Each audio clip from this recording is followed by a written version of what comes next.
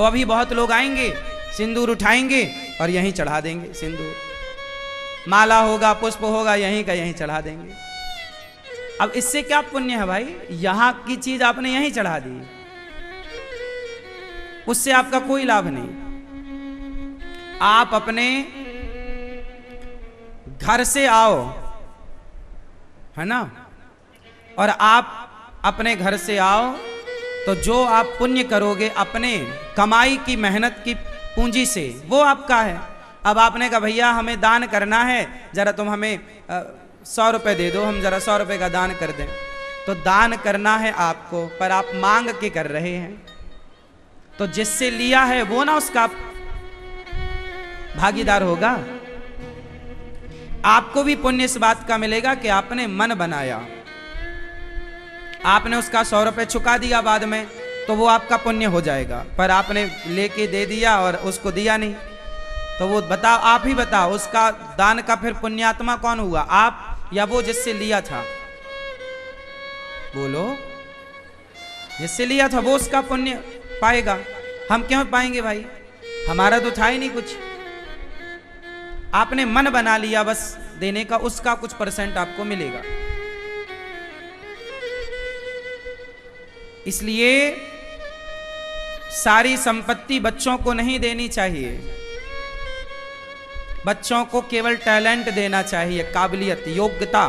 बाकी जो कमाओ, कमाई का कुछ %, 5%, 10% हमेशा आप अपने हाथ से किसी को गाय दान करो, अपने हाथ से भागवत सुनो, अपनी कमाई मेहनत के पैसे से भागवत सुनो। याद रखना, जैसे लोग ना बेईमानी करते हैं, जैसे गला काटा किसी का, मर्डर किया और मर्डर करके 10 लाख रुपए कमाया, या किसी बच्चे का किडनैप कर लिया, फिरौती मांगी 20 लाख रुपए, उसको लगा 20 लाख मांगे, चलो 2 लाख दान कर देते हैं। तो वो 2 लाख दान करो या तुम पूरे दान करो, तुम्हें उस दान का कोई पुण्य नहीं है। क्यों जी? आप बताओ, आपने झूठ बोल के 100 रुपए कमाए और 100 रुपए कमा के आपको लगा चलो 50 रुपए दान कर देते हैं, तो भले 50 दान कर दो, पर जो 50 बचा वो भी तुम्हारा पाप का ही कहलाएगा। वो सफेद नहीं होगा, वो व्हाइट नहीं होगा, वो ब्लैक ही रहेगा। हाँ या ना? क्योंकि तुमने चोरी से कमाया है, गलत तरीके से कमाकर दान किया।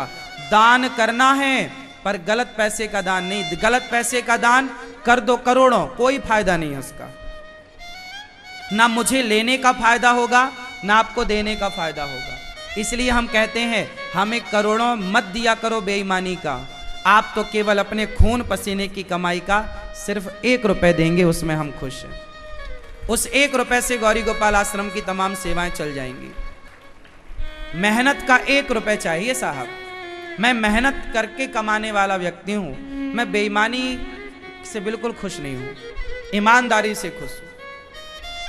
आपको मैं सलाह दे रहा हूं कि कभी आप ये मत सोचना कि मैं चलो इतना आ गया है फिजूल का, बेईमानी का, चलो इतना दान कर देते हैं। उसका कोई लाभ नहीं है, स्वीकार ही नहीं होगा वो ईश्वर की अदालत में, वो दान की लिस्ट में सम्मिलित होगा ही नहीं, क्योंकि बेईमानी का है ना। क्यों मेरी मां? आप किसी के घर से चोरी करके लाओ और फिर उसका दान करो, तो भाई चोरी करो ही मत ना, काहे चोरी कर रहे हो? आप सुनो, आप मजदूर, माना कि आप मजदूर हैं, फॉर एग्जाम्पल माना कि आप मजदूर हैं। अच्छा, एक मजदूर को आपके यहाँ कितने रुपए मजदूरी मिलती है भैया? आपके यहाँ क्या चल रहा है? एक मजदूर को दिन भर में कितनी मिलती है तिहाड़ी? 500, 1100, 500, 600, 500 ही मिलती है लगभग। 600 मान लो, 700 मान लो, बस इतनी चल रही है। क्यों? एक मजदूर को मजदूरी दिन भर की कितनी मिलती है? लगभग मैं 500 माना कि 500। सुनो, अब माना कि हम मजदूर हैं और दिन भर हमने काम किया, हमें मिला 500। अब बताओ वो 500 हमारा ईमानदारी का है या बेईमानी का है? बोलो। वो हमारा 1 नंबर का है, ईमानदारी का। अब उस 500 रुपए में यदि तुमने 50 रुपए का किसी भूखे को भोजन करा दिया तो एक आदमी को भोजन कराना एक यज्ञ की तरह होगा, क्योंकि वो आपकी मेहनत का पैसे से आपने खर्च किया, एक यज्ञ के बराबर है। करोड़ों दान करने की जरूरत नहीं है, मेहनत की कमाई का एक व्यक्ति को भोजन कराओ बस, ज्यादा नहीं है आपके पास तो एक का। पर दान जब भी करना तो मेहनत की पूंजी का ही दान करना, बेईमानी का तो राम राम हमें मत देना। बेईमानी का करोड़ों यदि है आपके पास तो हमें नहीं चाहिए करोड़ों। ईमानदारी का है तो 5 रुपए भी स्वीकार है, और बेईमानी का है तो करोड़ों भी हम स्वीकार नहीं करते। आपको एक बात और बताएं, हम सबका दान लेते भी नहीं हैं, हम सबसे लेते नहीं हैं। बहुत लोग आते हैं, महाराज जी हमारे पास बहुत सारा पैसा है 2 नंबर का, क्या आप ले लेंगे? हमने कहा नहीं भाई, हम क्या करेंगे तुम्हारे 2 नंबर का पैसा, तुमने बेईमानी की होगी, ठगा होगा, लूटा होगा, हमें किसी और को दे दो, जाओ, हमें नहीं चाहिए। हमें तो ईमानदारी का तुम्हारे पास हो, मेहनत का, तो वो दो, और वो भी ज्यादा नहीं, जो आपकी श्रद्धा। हम तो 10 रुपए में भी खुश हैं। क्यों मेरी मां? कितने लोग मेरी बात से सहमत हैं कि ईमानदारी का 1 रुपए और बेईमानी का करोड़ों? वो करोड़ों भी 1 रुपए की बराबरी नहीं कर पाएगा साहब। सुनो, एक पलड़े पर आप बेईमानी का 1 करोड़ रखो और दूसरे पलड़े पर ईमानदारी का 1 रुपए रखो, तो 1 रुपए की बराबरी वो 1 करोड़ नहीं कर पाएगा, ऐसा मेरा मानना है। किस किस का मानना है? सही है? ईश्वर की अदालत में जब न्याय होगा तो वो 1 रुपए 1 करोड़ पर भारी पड़ जाएगा। जब ईश्वर न्याय करेंगे, इंसान का न्याय तो देखो पक्षपाती हो सकता है, पर जब ईश्वर न्याय करेंगे तो वो 1 रुपए 1 करोड़ पर भारी पड़ जाएगा, ईमानदारी का 1 रुपए। कमाई यदि आपकी ईमानदारी की, और मैं आपको एक चीज और लिखित में देता हूं, लिखित में, कि जो आप कमाते हो उसका 5% दान करना सीखो, नियम बनाओ।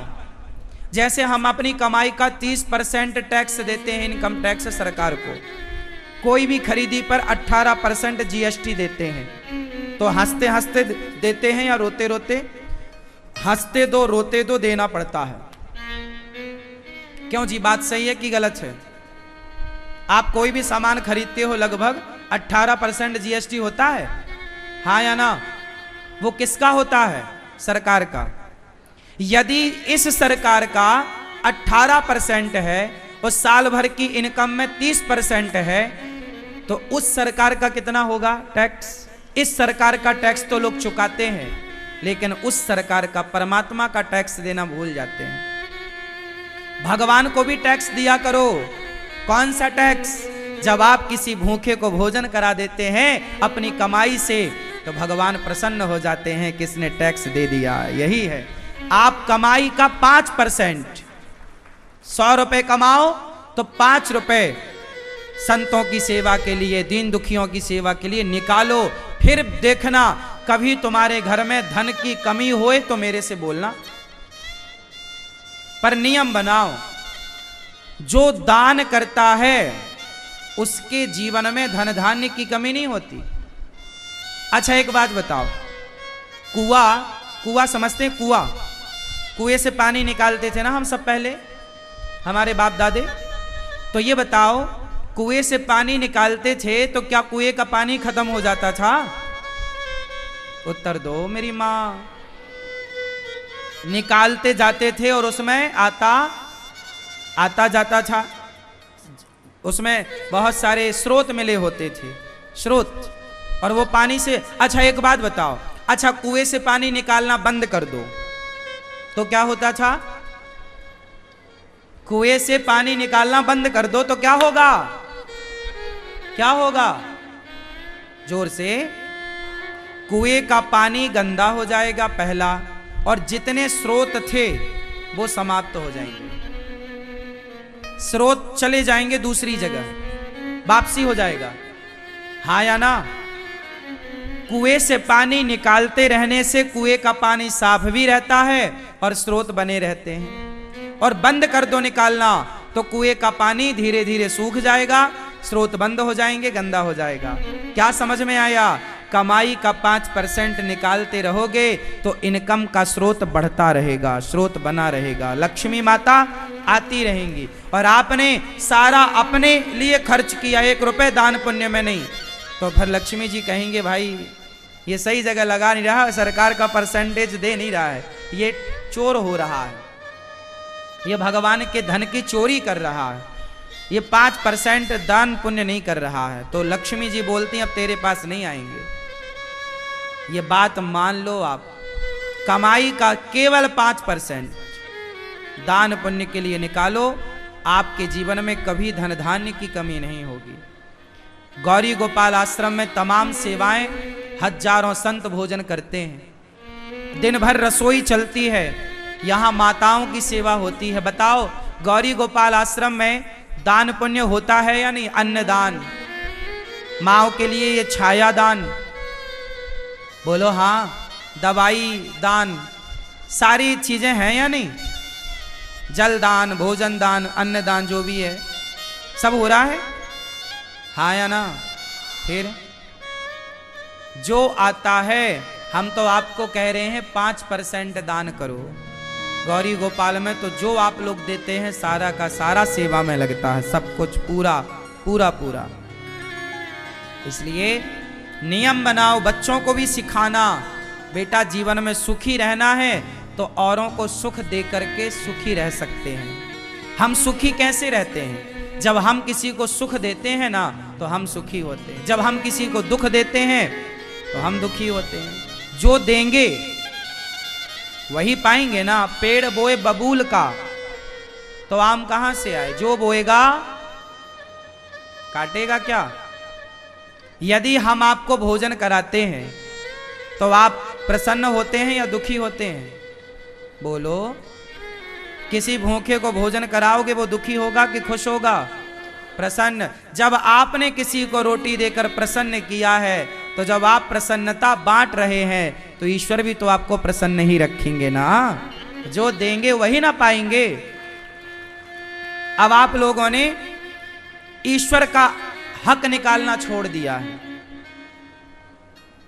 आप सरकार को तो टैक्स देते हैं, जीएसटी देते हैं, पर भगवान को परोपकार के लिए देने का नंबर आए तो हिचकिचाते हैं कुछ लोग। इसलिए वो गरीबी और दरिद्रता का सामना करना पड़ता है। देने वाला कभी दुखी नहीं होता। इसलिए देने वाले बनो और भगवान से कहो, हे प्रभु मुझे लेने वाला मत बनाइए, मुझे तो देने वाला बनाइए। हे विधाता मैं देने वाला बनूं। आप अपने बच्चों को भी ये सिखाओ, बेटा देने वाला। अच्छा बताओ, लेने वाला बड़ा कि देने वाला बड़ा? जोर से। हाँ, बड़ा बनना है तो देने वाला बनो। ईश्वर से सदा ये कहो, प्रभु आपसे बस यही प्रार्थना है कि आप इस लायक बनाइए कि हमारे दरवाजे से कभी कोई भूखा ना जाए, कभी कोई प्यासा ना जाए। हम देने वाले बने। ठीक है? हमें लेने वालों की लाइन में खड़े नहीं होना, हमें तो देने वालों की लाइन में खड़ा होना। हे विधाता हमें देने वाला बनाओ।